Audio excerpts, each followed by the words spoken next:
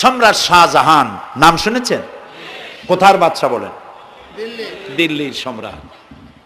সম্রাট শাহজাহান পৃথিবী জোড়া নাম তার। কবি বলছেন, শাহনে জাহাं को जिन्हें फख्र से देते थे बाज वाज कब्र में है सूरह अलहम्दु की मोहताज। যে শাহজাহানকে কর দিয়া ট্যাক্স দিতে পারলে জনগণ নিজেদেরকে গৌরবান্বিত বলে মনে করত, সেই শাহজাহান কবরে শুয়ে আছে, সূরা ফাতিহার মুহতাজ হয়ে আছে। সুবহানাল্লাহ। যদি কেউ আমার কবরের কাছ থেকে হেঁটে যাইতো আর একটু সূরা ইখলাস পড়ে সবরেসানি করতো, আমি কিছু পাইতাম। আহারে, এই এতিম ফকির হয়ে শুয়ে আছে।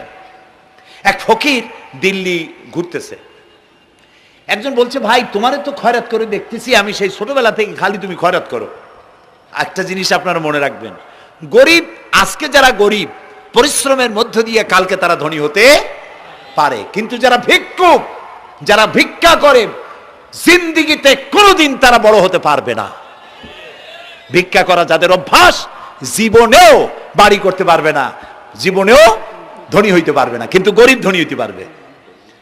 কারণ হলো আল্লাহর কাছে দুইটা বৈধ জিনিস অত্যন্ত ঘৃণিত। কয়টা?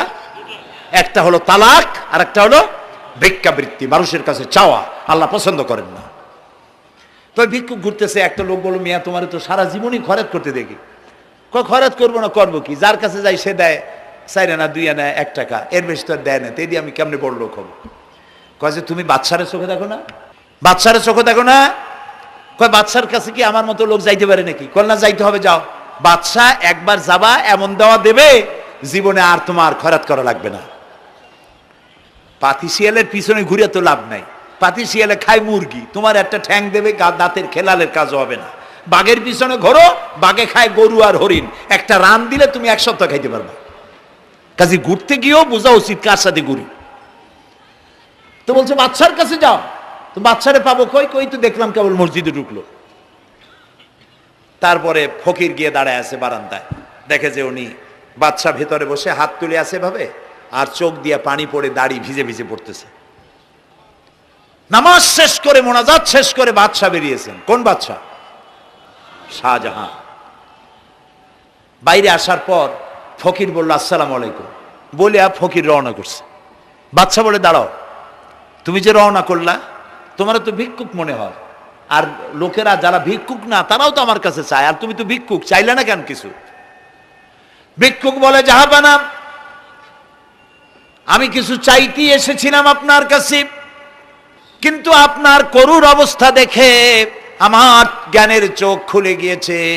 আমি দেখতে পেলাম আমি যার কাছে চাইতে এসেছি, আমি তো কান্দি না, হাতও বাতি নাই। যার কাছে চাইতে আসলাম দিল্লির সম্রাট, আবার কোন সম্রাটের কাছে হাত পেতে ভিক্ষুকের মতো কি জানি চায়, আর চোখ দিয়া পানি পড়ে দাড়ি ভিজে ভিজে পড়ছে। আমার জ্ঞানের চোখ খুলে গেছে, দুনিয়ার বাদশার কাছে আর চাইব না। বাদশা কান্দে যে বাদশার কাছে, তার কাছেই চাইব। প্রিয় ভাই সব, এই জন্যে জিহ্ন সাফ করে ফেলুন। দুনিয়ার কোনো মানুষের জন্য, মানুষের কাছে নয়, কোনো কবরে নয়, কোনো কারো কাছে নয়, আল্লাহ তাআলার কাছেই আমরা নামাজের মধ্যে ঘোষণা করেছি, ইয়্যাকা না'বুদু ওয়া ইয়্যাকা নাস্তাঈন। আল্লাহ তাআলা, তোমার একমাত্র ইবাদত করি, তোমার কাছেই সাহায্য চাই। কাজেই সাহায্য আল্লাহর কাছে। কার কাছে চাইবো বলে? আল্লাহ আমাদের ঈমান পোক্ত করে দিন। আমরা বলি আমিন, আমরা বলি আমিন। অসুখ বিসুখ হইলে পরে ধৈর্য ধরবেন।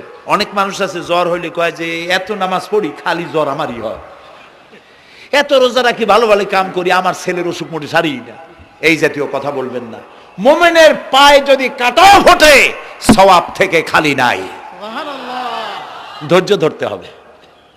কাঁটা ফুটছে, বলেন ইন্না লিল্লাহ।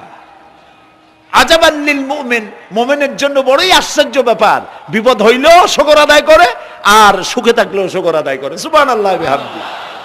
বিপদ আসলে সে বলে ইন্না লিল্লাহি, বলেন ইন্না লিল্লাহি ওয়া ইন্না ইলাইহি রাজিউন।